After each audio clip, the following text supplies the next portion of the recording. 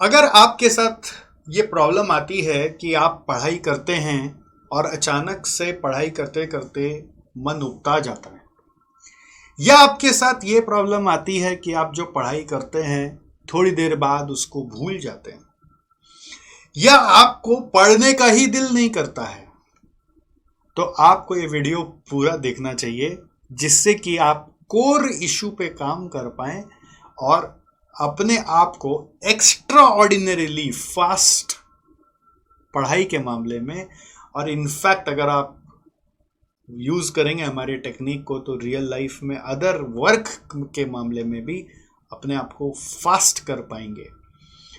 इस प्रोसेस के लिए एक यूनिक प्रकार का इंटेलिजेंस चाहिए जो कि हम लोगों में होता है, बट हमें मालूम नहीं होता है कि उसको यूज कैसे करना है।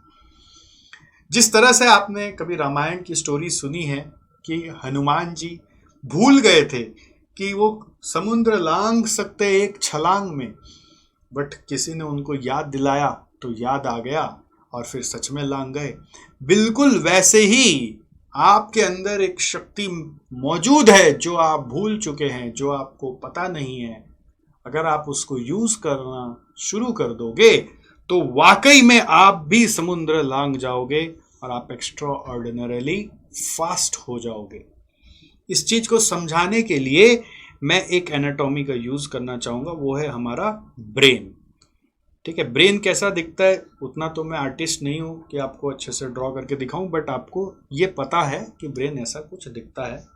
उस ब्रेन के कॉम्पोजिशन में एक और पार्ट है जिसको बोलते हैं एमिगडाला।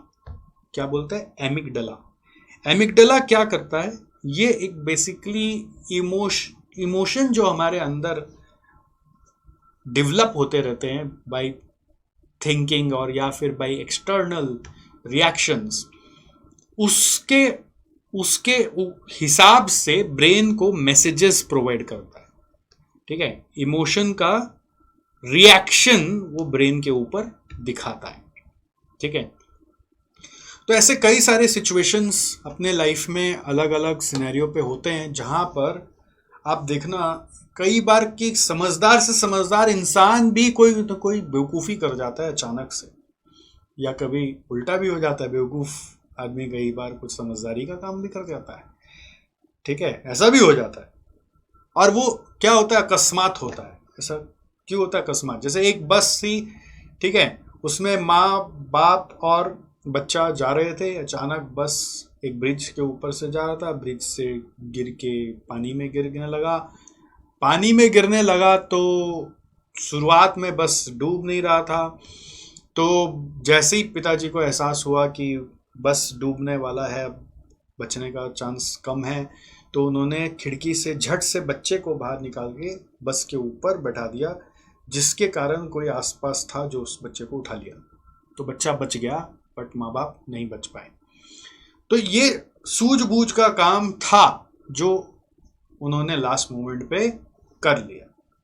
और कई बार आपने देखा होगा कि ऐसा हो जाता है कि अचानक से कोई फ़ोन आता है जहाँ पे पता चलता है कि अपने कोई प्रियजन को कोई ऐसा इशू हो गया है, खतरा आ गया है उसके ऊपर, कि आप सुन के ही कड़कड़ कपड़ा जाते हो, और बैठे हुए होते हो तो उठ जाते हो, उठे हुए होते हो तो बैठ जाते हो, खड़े हुए होते हो तो चलने लगते हो, चलने लगते हो तो खड़े रह जाते हो, बॉडी झंझन झंझन करने लगता है, और कुछ लोगों के लूज मोशन स्टार्ट हो जाते हैं। तो ऐसा बहुत जन के साथ देखा गया है। मैं आपको जो भी बता रहा हूँ एक्सट्रीम एग्जांपल्स बता रहा हूँ कि उसको अब समझ नहीं आ रहा होता कि करूँ तो करूँ क्या। मतलब बेसिक बात ये कि कुछ इमोशन के रिएक्शन समझदारी वाले होते हैं, कुछ इमोशन के रिएक्शन बेवकूफ़ी भरे हो जाते हैं, एकदम हेल्पलेस सिनेरियोज भी हो जाते हैं। तो एमिगडाला क्या करता है? जैसे ही कुछ अजीब सा इमोशन महसूस करता है अंदर में, ठीक है, bye way of external reflex और इंटरनल थिंकिंग, तो वो ब्रेन को सबसे पहले हाईजैक कर लेता है, और आपके जो इतने साल के मेहनत के एक्यूमुलेटेड इंटेलिजेंस है उसको कवर कर देता है। बोलता है मैं तुझे वर्क नहीं करने दूंगा अभी जब तक कि मुझे खतरा हटता हुआ नहीं दिख जाता। जैसे कि कोई होता है ना कि कोई बच्चा कोई खतरे में होगा तो दिखेगा कि वहाँ स्लिप कर जाएगा तो क्या करेगा, मम्मी उसको पकड़ लेगी, नहीं नहीं जब तक अभी वो क्लियर नहीं होता तब तक मैं तेरे को गोद में रखूंगी। वैसे ही ये एमिग्डाला अपने हम लोग हमारे ब्रेन को ऐसे हाईजैक करके प्रोटेक्ट करता है, मतलब जब खतरा टलेगा तब तेरे को धीरे धीरे धीरे धीरे छोड़ूंगा, और जब खतरा छूटेगा तब असली इंटेलिजेंस जो इतना साल से क्यूमुलेटेड था वो आएगा। अब सोचो एमिग्डाला ऐसा करता है, ये हमारे अंदर है, हमें पता नहीं है।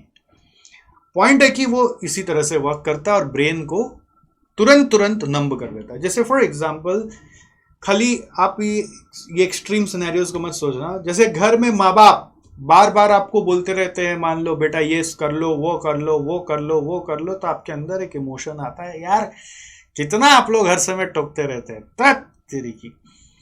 तो क्या होता है, वो इमोशन आता है बाय डिफॉल्ट, जिसको आप एंगर बोल सकते हैं, गुस्सा बोल सकते हैं, आप बोल सकते हैं थिंग्स मेरे कंट्रोल में है नहीं, वो बार बार बोले जाते हैं, मैं सुनना नहीं चाहता। तो एमिग्डाला क्या करेगा, बोलेगा छोड़, तेरे को कुछ नहीं करना, तेरे को अच्छा नहीं लग रहा, तेरा ब्रेन को हाईजैक कर लेता हूँ। तो एमिग्डाला क्या करेगा, तुरंत आपका ब्रेन को हाईजैक करके बढ़ जाएगा। मतलब आपका ब्रेन जब काम नहीं कर रहा है, नेचुरली अपना वर्क नहीं कर रहा है, अपना रियल इंटेलिजेंस को यूज नहीं कर रहा, मतलब वो हाईजैक्ड है। वो हाईजैक्ट होता है अलग अलग सिनेरियो ऑफ इमोशंस में। जैसे प्यार भी एक इमोशन है, अगर आपको किसी से प्यार हो गया है ना, किसी ने आपका हाथ एक बार बस यूं पकड़ लिया था और वो सॉफ्टनेस आपको ऐसे उंगलियों में महसूस हो चुका है, ठीक है, या फिर लड़की हो तो हाथ में वो हार्डनेस महसूस हो चुका है, ठीक है, तो वो फीलिंग आपने पहले कभी नहीं ली थी, तो एमिग्डाला ने ब्रेन को हाईजैक कर लिया और वो बस ओरिजिनल इंटेलिजेंस को वर्क करने नहीं दे रहा है, और वो एक अलग ही सेंस में चल रहा है।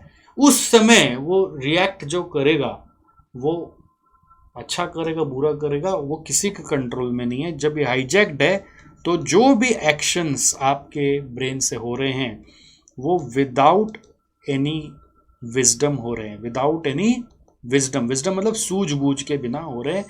वो जो हो रहा है आपको सही लग रहा है कि गलत लग रहा है, आपको एहसास नहीं होगा।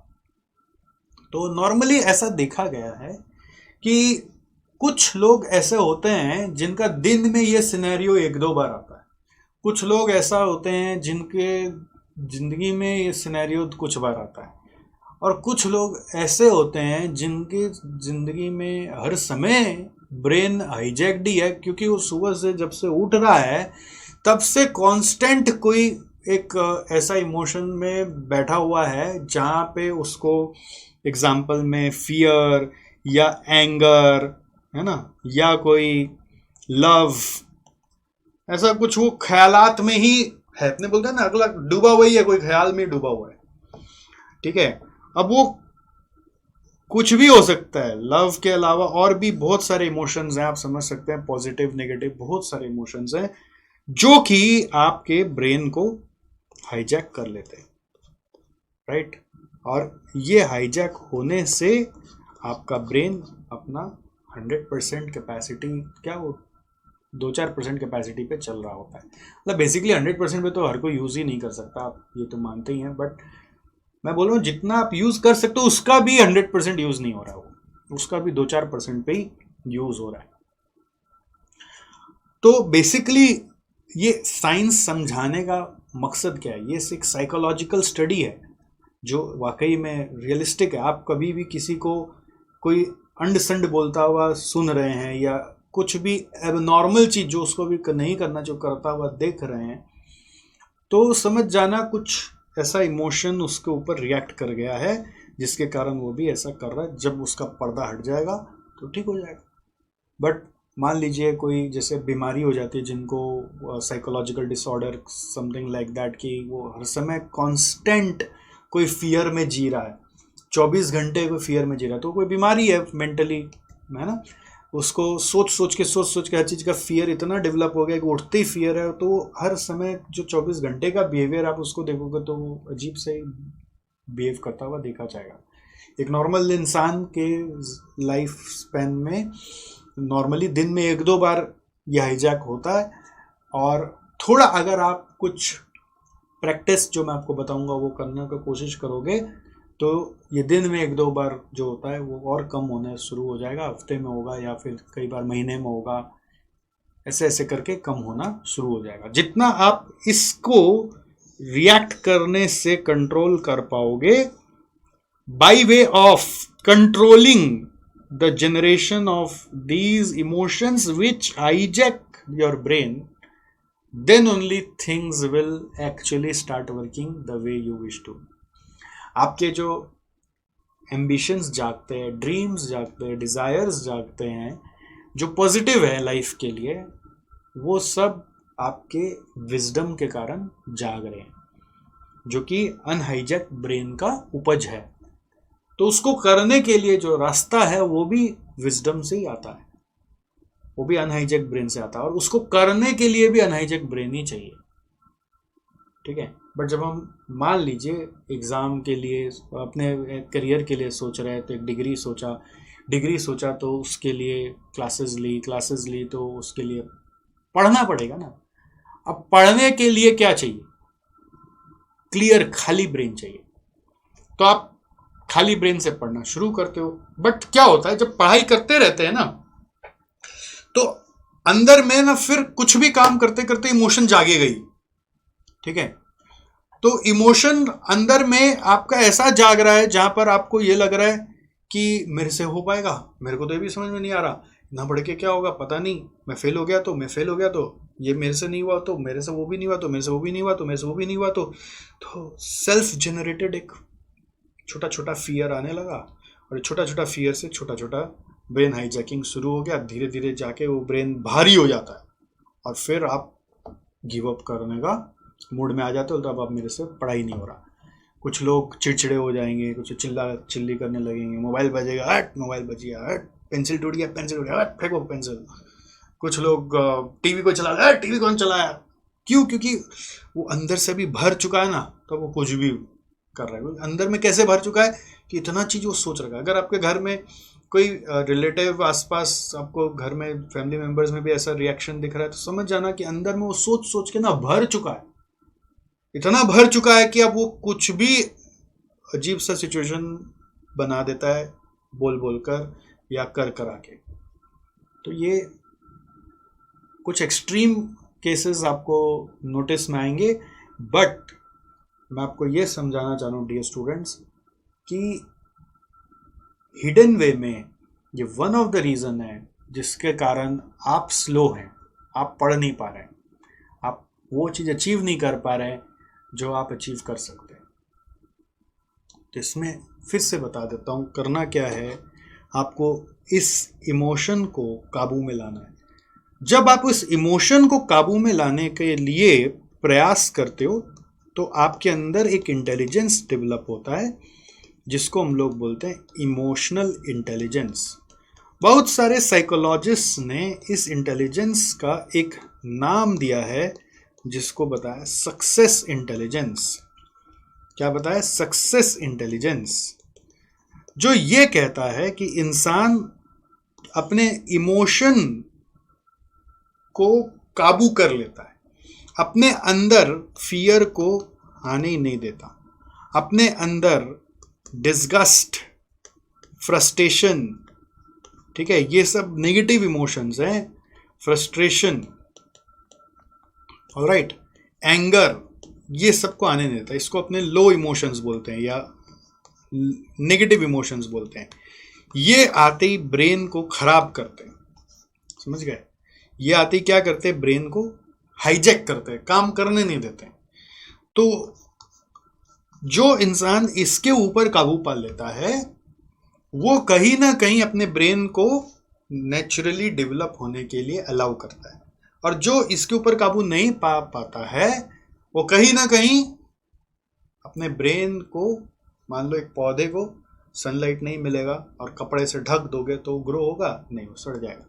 तो वैसे ही उसके ब्रेन के साथ होता चला जा रहा है।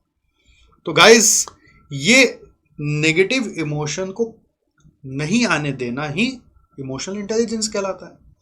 तो ये कैसे हम लोग काबू पाएं, ये एक सवाल है। इसके ऊपर काबू लाए कैसे, कैसे इसको कंट्रोल करें। सो कंट्रोल करने के लिए ना मतलब एक तरीका नहीं है, there are multiple ways and sometimes one way doesn't work, you have to use various ways. तो सबसे पहला चीज, जैसे मान लीजिए आपका हेल्दी फूड हैबिट है कि नहीं, अगर आप ठीक से खाओगे नहीं ना, या ऊट पटांग खाते रहोगे, है ना, बहुत ज़्यादा ऐसा खाना जो बॉडी को नीड ही नहीं है वो सब आप खाओगे, तो क्या होगा, बॉडी डाइजेस्ट नहीं कर पाएगा, और डाइजेस्ट नहीं कर पाएगा तो बाहर से कुछ भी बॉडी के पास डिमांड आया तो वो एक इमोशन बना के उसको गुस्सा में, फ्रस्ट्रेशन में कन्वर्ट करेगा। सेकेंडली, आपका थिंकिंग हैबिट कैसा है। आप अंदर में जब अकेले होते हो, किसी से बात नहीं कर रहे होते हो, आप किस तरह के वीडियोस देख रहे हो, किस तरह का कंटेंट कंज्यूम कर रहे हो, तो थिंकिंग हैबिट एक डेवलप होती है। अकेले ही बैठे हो, कुछ नहीं कर रहे हो, तो क्या सोच रहे हो, बैकग्राउंड थिंकिंग किस बारे में चल रही है, हमसे नहीं होगा, हमसे नहीं होगा, हमसे भी नहीं हो रहा, वो हमको बोला, वो हमको बोला। क्या विक्टिम मेंटालिटी में बैठे हो, है ना, क्या इस मेंटालिटी में बैठे हो जिसको हम लोग और एक बोलते हैं कि एंट माइंडसेट। एंट माइंडसेट मतलब होता है automated negative thoughts mindset. Automated negative thought, जब खाली बैठे नेगेटिव थॉट में चले जाते हो। तो अगर ऐसा हो रहा है तो आपको इससे बाहर निकलने के लिए उपाय करना पड़ेगा। एंड व्हाट इज द उपाय? सबसे पहला इजीएस्ट उपाय, डीप ब्रीदिंग प्रैक्टिस करिए दिन में 30-30 बार करके, मतलब दिन 30-30 बार का एक सेट करके दिन में 3 से 4 बार डीप ब्रीदिंग करिए। अर्ली मॉर्निंग तो मस्ट है। आप लोग प्राणायाम समझते होंगे, यूट्यूब में देख लीजिए प्राणायाम। एक नाक से सांस लेना, खींचना, रोकना, फिर दूसरे नाक से छोड़ना, उसको प्रैक्टिस करिए। तो this will basically give you some kind of relief from this particular mindset and there are many techniques. तीसरा, अगर हो सके आप जिस भी गॉड को मानते हैं उनको, उनका चैंटिंग करना, उनका कुछ भी प्रार्थना वगैरह, मंत्र वगैरह, नहीं तो सिंपल इस्कॉन में हरे राम राम राम हरे हरे, हरे कृष्ण कृष्ण कृष्ण हरे हरे जो चलता है उसके चैंटिंग करना। और जितना बोल बोल के चैंटिंग करोगे उतना ज़्यादा माइंड उस पर्टिकुलर पीरियड के लिए वो एक बार नॉर्मल होता है। और वो जब नॉर्मल होता है तो उसको धीरे धीरे वो स्पैन को माइंड और बढ़ाने का कोशिश करता है और कॉपी करने का कोशिश करता है। तो this is your thinking habit that you have to improve. Third, what you have to improve is your friend circle, where from you are getting all the kind of negative thoughts. You don't know, sometimes you are getting not from within but from outside, which we call as environment. Sometimes unknowingly your family environment might be giving you such kind of negative thoughts.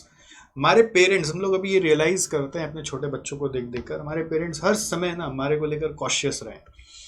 मतलब थोड़ा सा वो बच्चा कुछ करता नहीं था ना तो हर समय बोलते थे, अरे गिर जाएगा गिर जाएगा, अरे टूट जाएगा, हर समय कॉशियस रहते थे। तो क्या हुआ कि वो एक माइंडसेट ही बना दिया उन्होंने, गिर जाएगा टूट जाएगा, ये नेगेटिव माइंडसेट, गिर जाएगा टूट जाएगा, फिसल जाएगा, लग जाएगा, ठीक है, ये टूट गया तो देख लेना, वो हो गया तो देख लेना। तो वो कॉशियसनेस ही नेगेटिव माइंडसेट को डेवलप करता है। तो उस नेगेटिव माइंडसेट को ओवरकम करवाने के लिए आपको ऐसे लोग आसपास चाहिए जो बोले चलो टूट जाएगा तो टूट जाएगा, क्या होगा, तो आदमी पॉजिटिव माइंडसेट में ट्रांसफर होगा, ट्राई करेगा तभी तो आगे बढ़ेगा, और बचाने के लिए नेगेटिव माइंडसेट में चला जाएगा। तो बहुत बार वो बाहर के फोर्स नेगेटिव माइंडसेट ले आते हैं, तो उनसे थोड़ा बचना पड़ेगा, उनको अवॉइड करना पड़ेगा कुछ समय के लिए। लिमिटेड टॉक्स, जितना जरूरत है उतना ही करना पड़ेगा, अगर अवॉइड नहीं कर सकते तो नहीं तो अवॉइड करना पड़ेगा आपको। अपने आप को अगर एक्स्ट्रॉर्डिनरी बनाना है तो एक्स्ट्रॉर्डिनरी बनाने के लिए सिर्फ खाली बढ़िया से बढ़िया क्लासेस लेने से नहीं होंगे, या फिर बढ़िया से बढ़िया खाली स्कूल में जाने से नहीं होगा। वर्क करना पड़ेगा खुद के माइंडसेट के ऊपर। फोर्थली, इसको बेटर करने के लिए आपको ना एक मेंटर, जिसको आप कह सकते हो कि एक दोस्त, एक सारथी जैसा कोई चाहिए, जो आपके रीजंस ऑफ फ्रस्ट्रेशन को आपको आइडेंटिफाई करने में हेल्प करे, जिससे कि वो रीजंस जब आपको मिल जाए तो आप उस रीजन को अवॉइड करें, है ना। जैसे फॉर एग्जांपल, कई बार पता नहीं चलता खुद को गुस्सा क्यों आया, मैं क्यों परेशान था, तो कोई हो सकता है आपसे क्वेश्चन करेगा ना, तो आपको याद आएगा। तो आपके फ्रेंड्स, आपके साथी, आपके मेंटर, उनको थोड़ा यूटिलाइज करिए, उनको मेंटर नहीं तो मेंटर बनाइए, है ना। उनसे बात करिए, मैं ऐसा किया क्यों किया। या फिर कभी कभी वो नहीं होता है तो सेल्फ इंट्रोस्पेक्शन भी बहुत हेल्प करता है, कि आप रात में सोते समय हमेशा थोड़ा देर ये सोचिए कि पूरा दिन आपका स्टेट ऑफ माइंड कैसा बीता, भारी था, हल्का था, लाइट था। आपका अगर इमोशन ब्रेन को ओवरटेक कर गया है तो कहीं ना कहीं ब्रेन है ना भारी भारी सा लगेगा आपको। और यही यदि आपको लगेगा कि आज बहुत अच्छा ही था सब कुछ, तो ब्रेन पूरा दिन एनर्जेटिक और हेल्दी और हल्का हल्का लगेगा। नहीं तो रात में आपको नींद आने में दिक्कत होगी अगर आपका ब्रेन कहीं ना कहीं हाईजैक हुआ है तो। और बहुत लोगों का मैंने देखा है, the main reason has been the bad thinking habit, ठीक है। तो अगर एज अ स्टूडेंट आपका थिंकिंग हैबिट रॉन्ग हो चुका है, तो आप जितना जद्दोजहद लगा लीजिए मार्क्स लाने के लिए, फोकस स्टडी करने के लिए, होगा ही नहीं। अगर ये थिंकिंग हैबिट सुधर जाएगा, ठीक है, कि आप अकेले में कैसे रहते हो, सेल्फ टाइम कैसे बिताते हो, मोबाइल के साथ खाली कंटेंट कंज्यूम कर करके, मोबाइल नहीं देख रहे हो तो खाली फालतू चीज सोच सोच के, तो आपको कहीं ना कहीं ये चैलेंज आएगा ही। थोड़ी देर बाद पढ़ोगे फिर लगेगा इतना कौन पढ़ेगा, और जैसे ही मन में आ रहा है इतना कौन पढ़ेगा, मतलब इमोशन हाईजैक कर चुका है ब्रेन को, और अब आप डिसीजन नहीं ले पा रहे हो कि जो सही है अभी वो करना चाहिए कि नहीं करना चाहिए। And then the episode you already know. तो you have to work on this self time. I will give you one more tool which I give to exclusive students, which I call as mind book. What is mind book? Mind book is basically एक notebook रखो, अपना दिमाग उसमें उतारा करो time to time, दिन में 2 बार 3 बार, जब स्पेशली जब आपको अपने विजडम की ज़रूरत हो, उसके पहले अगर दिमाग काम नहीं कर रहा है तो दिमाग में जो भरा हुआ है उसको एक कॉपी में लिखो, जो भी याद आ रहा है, जो भी चीज़ वो सोच पा रहे, एक बार लिखो। थोड़ा देर लिखने के बाद ही आपको हल्का महसूस होने लगेगा। इसके अलावा और मेडिटेशन भी टेक्निक है। मेडिटेशन कौन कैसे सिखाता है नहीं सिखाता वो मेरे को पता नहीं, बट मैं अभी मेडिटेशन टेक्निक्स पे कोई बात नहीं करूँगा। But you know, these are the ways to get rid of this negative emotions, है ना। और एक चीज़ अगर ऐड कर सको वो है ग्रेटिट्यूड। आप दिन भर कितना ये मानते हो अपने जीवन में कि आपको सब कुछ कोई गॉड के ब्लेसिंग के कारण ही मिला है, किसी के ब्लेसिंग के कारण ही मिला है, जब ऐसा आप मानने लगते हो, दिन भर में हजारों बार गॉड को थैंक यू बोलते हो, आसपास के लोगों को थैंक यू बोलते हो, तो आपके अंदर अपने आप पॉजिटिव इमोशन जनरेट होना शुरू होता है जो नेगेटिव को ओवरटेक कर जाता है। तो ये एक ऐसा मशीन है कि आप बाकी सब नहीं भी कर रहे हैं बहुत ज़्यादा, बट यहाँ पे आप चल रहे हैं ना, तो भी माइंड आपका बहुत हल्का और खुश रहेगा। और वो कैसे किया जाता है? सुबह उठते ही धरती माँ को ग्रेटिट्यूड, पानी लिया हाथ में, पानी को ग्रेटिट्यूड, है ना, पानी पीने को मिला ग्रेटिट्यूड, भाई पानी मिल गया, शरीर को बोला ग्रेटिट्यूड, भाई सब ठीक चल रहा है ना, हवा को बोला ग्रेटिट्यूड, हवा भी आ रही है, हवा ले पा रहे हैं। उठते ही चिल्लम चिल्ली किस्म किस्सी करोगे तो कुछ नहीं हो सकता लाइफ में। आपको उठते ही है ना जीवन को सेलिब्रेट करना है कि सब कुछ कर पा रहा हूँ, मैं नहा पा रहा हूँ, मैं अपने आप ब्रेकफास्ट खा पा रहा हूँ, बना पा रहा हूँ, खुद से बाहर जा पा रहा हूँ, आ पा रहा हूँ, घर पे रह पा रहा हूँ, घर है मेरे पास, छत है, इतना कुछ है मेरे पास। अगर आप वैसा सोचना शुरू करोगे तो बाय डिफॉल्ट ये चीटी जो है ना एंड ऑटोमेटेड नेगेटिव थॉट्स को कम होना शुरू होता है. तो it's a matter of practice. It's not going to be injected by way of injection. तो the more you do the more it helps you to prosper. और जब आप ये सब प्रैक्टिस कर करके एक लेवल पे आ जाते हो ना, तो फिर क्या होता है, एक्सट्रीम सिचुएशन में भी आप हाईजैक नहीं होते हो, आप समझदारी का कोई काम कर जाते हो. तो एग्जाम के दिन कोई एक्सट्रीम क्वेश्चन भी आ गया तो भी आपसे पता चलेगा वो बन गया बिना देखे, मतलब बिना पहला वैसा क्वेश्चन किए हुए. तो ये सारा खेल जो है ना गाइस लाइफ में, आप सोचते हो है ना बाहर से कोई सपोर्ट सिस्टम चाहिए, तो कबीरदास जी का एक दोहा से कंक्लूड करूंगा. कस्तूरी कुंडली बसे, कस्तूरी कुंडली बसे मृग ढूंढे मनमाही. कस्तूरी कुंडली बसे मृग ढूंढे मनमाही. ये क्या बोलता है? ये बोलता है कि आप अगर एक एग्जाम्पल के लिए एक डियर मृग को ले लें, तो मृग के नाभि में, नाभि को कुंडली बोलते हैं, कस्तूरी नाम का एक सुगंध होता है जो बहुत बार महसूस करते रहता है, आ रहा है. उसको पता नहीं चलता कहाँ से आ रहा है, तो उसको सूंघते सूंघते सोचता है यहाँ से आ रहा है, वहाँ जाता है, यहाँ जाता है, वहाँ जाता है, बन बन भागते रहता है, कहाँ से आ रहा है ये खुशबू. उसको पता भी नहीं चलता कि वो उसी के कुंडली से आ रहा है, उसी के नाभि से आ रहा है. तो उसी तरीके से हमारे जितने भी सक्सेस हैं वो हमारे कुंडली में ही है. हमारे कुंडली मतलब हमारे ब्रेन में ही छुपे हुए हैं उसके राज. बस हम इधर उधर ढूंढे जा रहे हैं. हमारे हर प्रॉब्लम का सॉल्यूशन भी हमारे ब्रेन के अंदर ही है. हम इधर उधर ढूंढ ढूंढ के अपना समय बिताए जा रहे हैं, वेस्ट किए जा रहे हैं. तो आपको रियलाइज करना है कि आपके अंदर ही सब कुछ है, राइट, बट आपका वो हाईजैक हो जा रहा है because of your negative emotions. तो नेगेटिव इमोशन से दूर होना शुरू होइए, अपने आप को विड्रॉ करिए by changing your lifestyle habits, and then you see how confident you start becoming. And आप पास्ट में कैसे भी एवरेज से भी एवरेज स्टूडेंट रहे हो, इवेंचुअली आप धीरे धीरे स्मार्ट, एक्सपर्ट, एक्स्ट्रॉर्डनरी स्टूडेंट बन जाओगे. और ये होगा आपके साथ, I am very very sure, guarantee है. कुछ भी इससे अप्लाई करो और फ्यूचर में कोई भी रिजल्ट ला पाओ तो मुझे कांटेक्ट ज़रूर करना. And immediately implementation is the key. बातें तो वरना बहुत सारी है जिसका कोई अंत नहीं है. चलो, thank you so much. I will see you soon. All the best. Hope you become extraordinary soon.